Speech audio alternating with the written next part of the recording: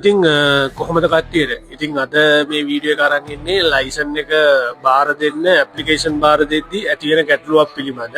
ඉතින් මේක ටික දෙනෙක්ට මේ ගැටලුව ඇවිල්ලා තියෙනවා මේ ලයිසන් එක බාර දෙන්න යද්දි ගොඩක් අයට මේ ලයිසන් එකේ තියෙනවා ඔයගලන්ට පේන ඇති මෙන්න මේ නෙළුම් මල තියෙන ලාංඡනේ තියෙන්නේ. අන්නේ ලාංඡනේ ගොඩක් අයට ඩැමේජ් වෙලා හරි ක්ලියර් නැත්නම් මේගොල්ලෝ මේ ලයිසන් එක ඔරිජිනල් එකක් විදිහට පිළිගන්නේ නැහැ.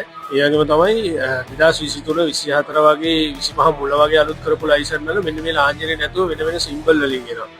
එතකොට මේගොල්ලෝ මේ ලයිසන් එක ජපානයේ පිළිගන්නේ නැහැ. එතකොට ජපාන් ලයිසන් එකට මාරු කරද්දී මේගොල්ලෝ මේ ඩොකියුමන්ට් බාර ගන්න බෑ කියනවා.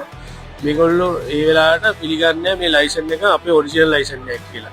හැබැයි මේකේ දැන් අලුතෙන් එන ලයිසන් වල මේ ප්‍රශ්නේ නැහැ. වර්තමානයේ මේ ඔක්කොම සිම්බල් ටික ඇඩ් කරලා නෙළුම් මලත් ඇඩ් කරලා මේ අලුතෙන්ම අලුත් කරන ලයිසන් වල මේ ප්‍රශ්නේ නැති වෙන්නේ නැහැ. මේක ගොඩක් ඇතිලා තියෙන්නේ 2025 24 23 වගේ කාලවල. ඉතින් මේ වෙලාවට මේගොල්ලෝ කියනවා ඔයගලන්ට අපේ ශ්‍රී ලංකා තානාපති කාර්යාලයේ ටෝකියෝ වල තියෙන ශ්‍රී ලංකා තානාපති කාර්යාලයේ එෆිඩෙවිට් එකක් අරන් ඉන්න කියලා.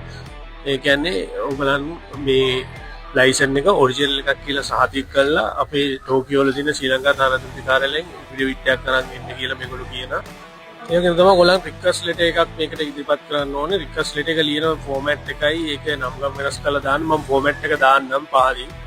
ඒකේ නම් ගම් ටික වෙනස් කරලා ඔයගලන්ට දාන්න තියෙන්නේ. රික්වෙස්ට් ලෙටර් එකක් දාන්න. ඒ වගේම પાස්පෝර්ට් එකේ කොපිය, ඩ්‍රයිවිං ලයිසන් එකේ ෆොටෝ කොපියකුයි ඔයගලන්ට ඩ්‍රයිවිං ඔයගලන් ඩොකියුමන්ට් ඉදිරිපත් කරන තැනින් එෆිඩෙවිට් එකක් ගේන්න කියලා ඒගොල්ලෝ ලියලා දෙනවා කොලේක. ඒ කොලේ ඔරිජිනල් එක කැප්චර් දාන්න නැත්නම් ෆොටෝ කොපියක් එක දාන්න. කොහොම දැම්මත් අපේ තානාපති කාර්යාලයෙන් ආපහු ආයෙ රිටර්න් එවද්දී ඔයගලන්ට ඒ ඩොකියුමන්ට් ටික ඔක්කොම එවනවා. ඔයගොල්ලෝ මතක් කරලා මේක රෙජිස්ටර් පෝස්ට් දාන්න. රෙජිස්ටර් පෝස්ට් දාද්දී හිස් ලියුම් කවර එක ඔයගලන්ගේ නමයි ඇඩ්‍රස් එකයි. ඒ කියන්නේ ඔයගොල්ලෝ ඕසකාය නම් ඉන්නේ.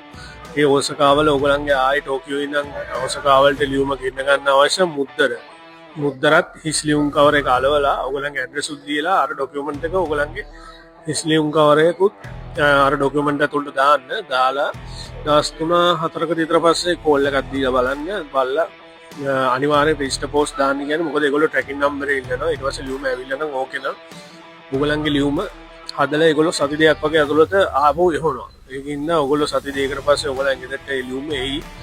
ඒගොල්ලෝ රෙජිස්ටර් පෝස්ට් ආයේ ඔයගලන්ගේ ලියුම එවන්නේ.